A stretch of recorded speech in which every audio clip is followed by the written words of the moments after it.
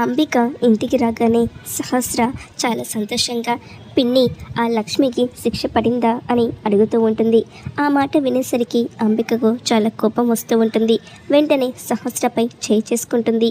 అంబిక అలా కొట్టేసరికి సహస్ర చాలా షాక్ అయిపోతూ ఉంటుంది. ఇంతలో ఇక పద్మాక్షి కూడా అక్కడికి వచ్చి ఏంటి ఇది కడుపుతో ఉన్న దాని మీద చేయి చేసుకుంటున్నావు అని అంబికను మందలిస్తూ ఉంటుంది.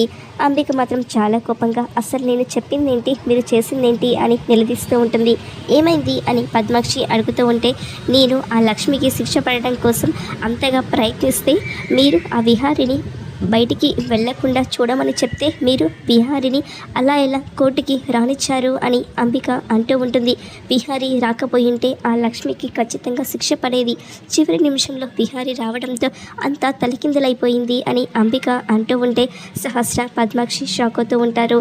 ఇక పద్మాక్షి సరేలే జరిగిందేదో జరిగిపోయింది, ఆ లక్ష్మిని ఎలాగైనా సరే జైలుకి పంపిద్దాం, వేరే ప్లాన్ ఆలోచిద్దాం అని చెప్తూ ఉంటుంది. ఇక ఎస్ఐ సీత మాత్రం విహారి లక్ష్మి మీద కోపంతో రగిలిపోతూ ఉంటుంది. నన్నే ఉద్యోగం నుంచి తీయించేస్తారా, నీ పిల్లాన్ని ఎలా కాపాడుకుంటావో నేను చూస్తాను అని విహారిని అడ్డుకోవడానికి సీత తన ప్రయత్నాలు తను చేస్తూ ఉంటుంది. మరోపక్క లక్ష్మిని జైలు నుంచి విడిపించడం కోసం విహారి ఇక బ్రోతల్ హౌస్లో ఉన్న ఆ వ్యక్తి కోసం విచారిస్తూ ఉంటాడు.